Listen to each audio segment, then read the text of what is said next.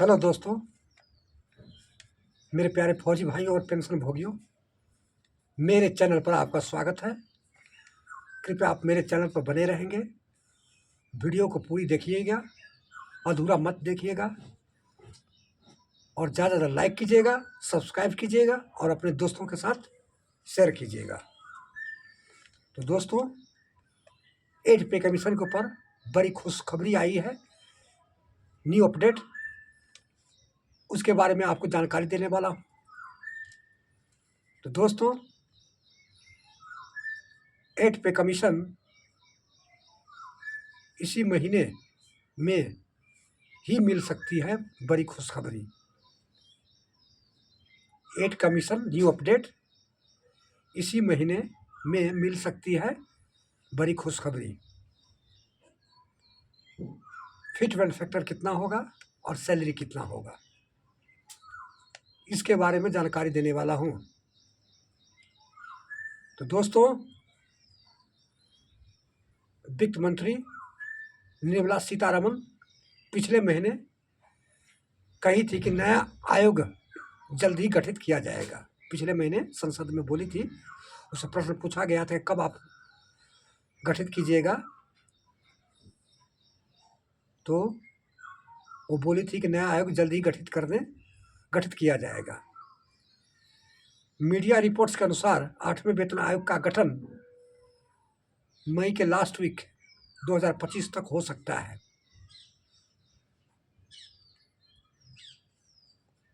पूरी डिटेल क्या है?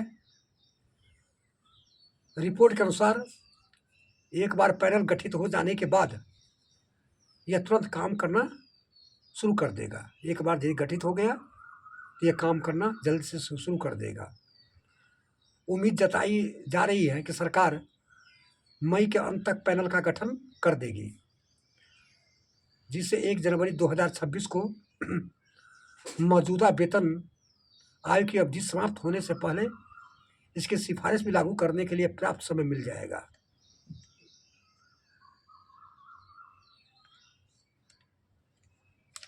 आठवां वेतन आयोग का पैनल कैसा होगा, कितने मेंबर होंगे? आठवां वेतन आयोग में टोटल चेयरमैन को इंक्लूड लगा करके 43 मेंबर्स होंगे। आमतौर पर चेयरमैन एक रिटायरमेंट सुप्रीम कोर्ट का जज होता है या एक वरिष्ठ नौकर शाह को नियुक्त किया जाता है। जितने भी चेयरमैन का भी गठित किया गया है, सुप्रीम कोर्ट का जज होता है, रिटायर्ड और वरिष्ठ नौकरशाह, जो अपर सचिव, वित्त सचिव, IAS रैंक के अधिकारी। उनके साथ टीम में आमतौर पर अर्थशास्त्री और सरकारी व्यय, पेंशन और भत्ते के विशेषज्ञ शामिल होते हैं।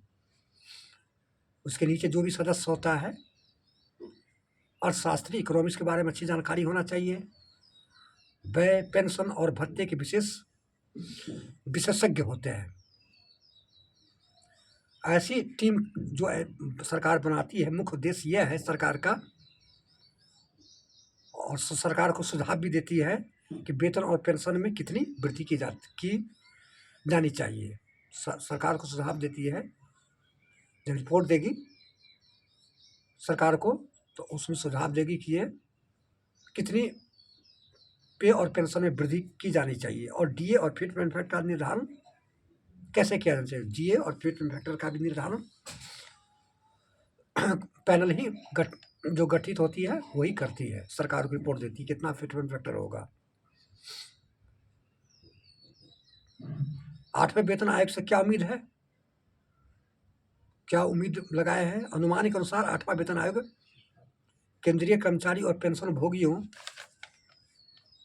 के लिए 40 से 50% तक वेतन वृद्धि का प्रस्ताव कर सकता है। जो वेतन आयोग बैठेगा 40 से लेकर 50% तक वृद्धि कर सकता है। यह संशोधित फिटमेंट फैक्टर पर आधारित होगा, जो 2.28 और 2.86 के बीच में हो सकता है। 2.28 और 2.86 के बीच में हो सकता है। यदि ऊपरी सीमा की मंजूरी मिल जाती है, यदि हाई कर 2.86 की मंजूरी मिल जाती है, तो जिसका बेसिक पे एग्जाम्पल के तौर पर आपको बता रहा हूँ कि जिसका 20,000 है, तो 2.86 से 57,200 रुपया हो जाएगा, और 2.28 से 46,600 रुपया हो जाएगा।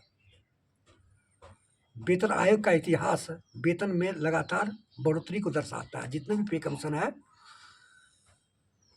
कम नहीं हुआ है, आपको वृद्धि देखी जाती है जितना भी नया वेतन आयोग में नहीं।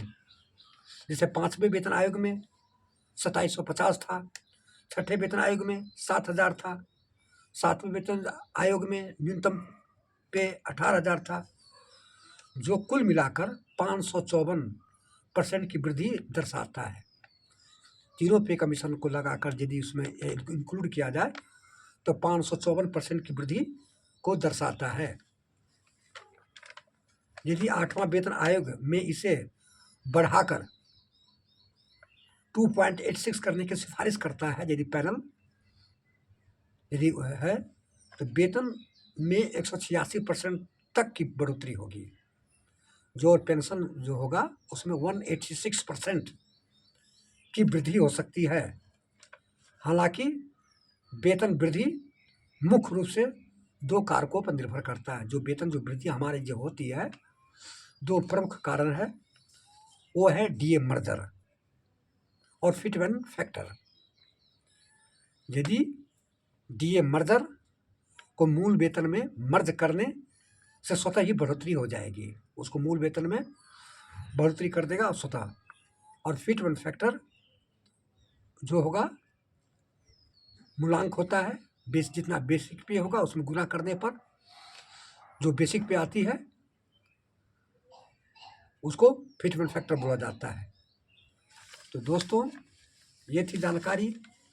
कैसा लगा कमेंट कीजिएगा, ज़्यादा ज़्यादा लाइक कीजिएगा, सब्सक्राइब कीजिएगा, अपना दोस्तों के साथ शेयर कीजिएगा। इसी महीने मई के लास्ट वीक में चेयरमैन और जितने भी सदस्य हैं 42 अन्य सदस्य, टोटल 43 को गठित हो जाएगा, पैनल गठित हो जाएगी, और इसी महीने के लास्ट वीक से काम करना शुरू कर देगी और जल्द ही सरकार को रिपोर्ट देगी। सरकार जल्द ही लागू करेगी। यदि लेट होती है तो सरकार जितने महीने लेट करती है उतने महीने का आपको एरियर दिया जाएगा, लेकिन 8वां वेतन आयोग आपको 1 जनवरी 2026 से ही लागू होगी। तो दोस्तों, ये थी जानकारी। जय हिंद, जय भारत, थैंक यू।